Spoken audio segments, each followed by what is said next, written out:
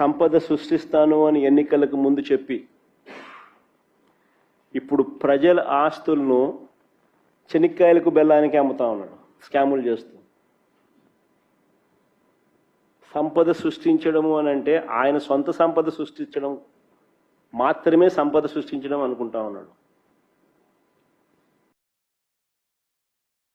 Government ఆస్తులను చెనిక్కాయలకు బెల్లాలకు అమ్ముతున్నాడు.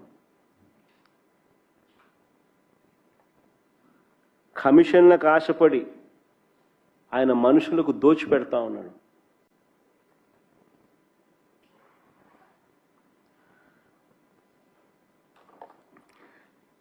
ప్రభుత్వ మెడికల్ కాలేజీలను చంద్రబాబు నాయుడు గారు ప్రైవేట్ పరం చేయడము అని అంటే దాని అర్థం ఏమిటి అని అంటే ప్రజల బాగోగుల పట్ల లెక్కలేనితనం అన్నది ఒక కారణమైతే, రెండోది ఏమిటి అని అంటే తారాస్థాయికి చేరిన ఆయన అవినీతికి ఇదొక పరాకాష్ట. నిజంగా స్కాములు చేసేది ఏ స్థాయి కంటే ఆ స్థాయికి దిగజారిపోయి స్కాములు చేయడం అనేది నిజంగా పరాకాష్ట. ఇది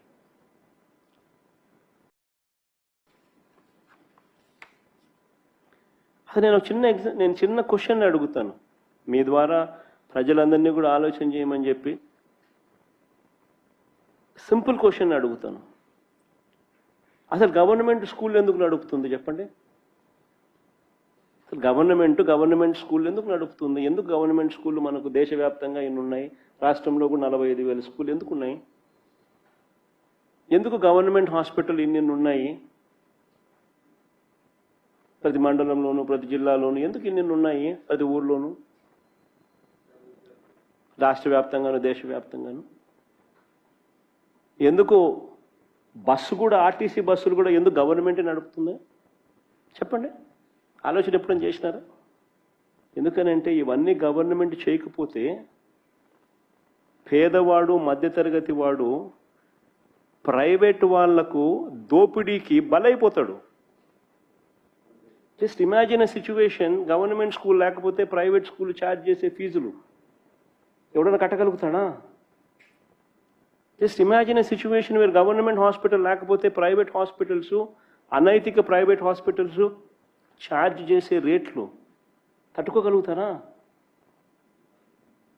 గవర్నమెంట్ ఆర్టీసీ బస్సులు నడపకపోతే ప్రైవేట్ బస్సులు నడిస్తే అసలు సామాన్యుడు బస్సు ఎక్కాలంటే భయపడిపోయే పరిస్థితి రాదా?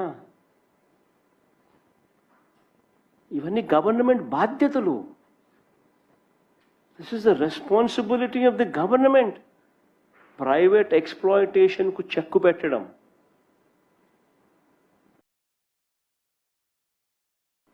this is the responsibility of the government.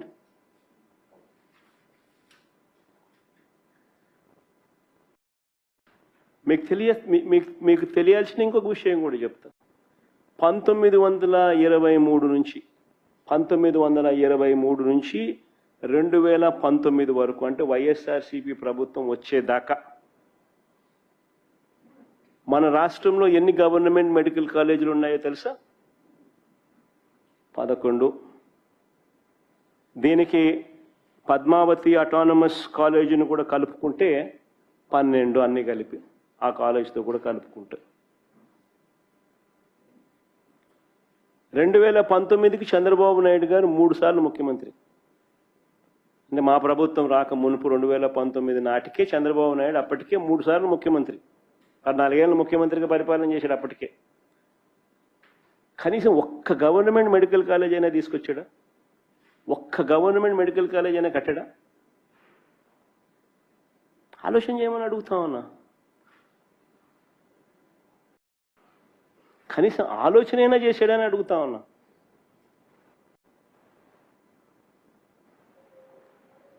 ప్రభుత్వం 2019లో మా ప్రభుత్వం వచ్చింది. కేవలం 5 సంవత్సరాల అతి కొద్ది కాలం, కేవలం 5 సంవత్సరాల అతి కొద్ది కాలంలోనే మా ప్రభుత్వ హయాంలో ప్రతి జిల్లాకు ఓ గవర్నమెంట్ కాలేజీని తీసుకురావాలని, ఒక టీచింగ్ హాస్పిటల్ తీసుకొని రావాలని, ఓ మెడికల్ కాలేజ్ను అక్కడ పెట్టాలని ప్రతి జిల్లాలు విస్తరింపజేసినాం. 26 జిల్లాలు చేసినాం. చేసిన ఆ 26 జిల్లాలలో ప్రతి జిల్లాలోనూ కూడా ఒక గవర్నమెంట్ మెడికల్ కాలేజ్ అక్కడ ఉండాలి అని. ఎప్పుడైతే గవర్నమెంట్ మెడికల్ కాలేజ్ ఎప్పుడైతే ఆ జిల్లాలో వస్తుందో అప్పుడు ఆ గవర్నమెంట్ మెడికల్ కాలేజ్తో పాటు టీచింగ్ హాస్పిటల్ కూడా అక్కడ ఉంటుంది, పార్ట్ ఆఫ్ మెడికల్ కాలేజ్ కింద.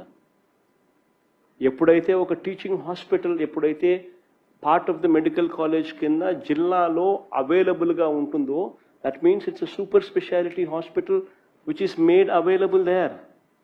అంటే అక్కడ ఆ జిల్లాలో ఒక సూపర్ స్పెషాలిటీ హాస్పిటల్ అక్కడ అందుబాటులోకి వస్తుంది.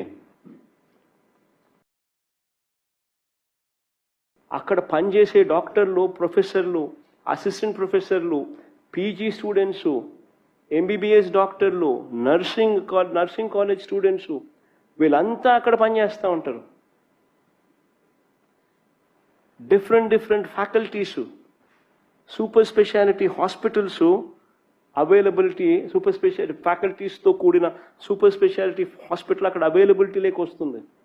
ఈ మెడికల్ కాలేజు ఒక హబ్గా ఆపరేట్ చేస్తుంది ఆ జిల్లాలో. ఒక మెడికల్ హబ్గా ఆపరేట్ చేస్తూ ఇది ఆ జిల్లాలో ఉన్న ఏరియా హాస్పిటల్స్కు, కమ్యూనిటీ హెల్త్ సెంటర్ సిహెచ్సిలకు, పిహెచ్సిలకు, విలేజ్ క్లినిక్స్కు ఇది మార్గనిర్దేశం చేస్తుంది. ఒక మెడికల్ హబ్గా జిల్లాలో ఉన్న అన్ని గవర్నమెంట్ చిన్న హాస్పిటల్స్కు this will be guiding factor. ఒక మెడికల్ హబ్గా ఉంటుంది.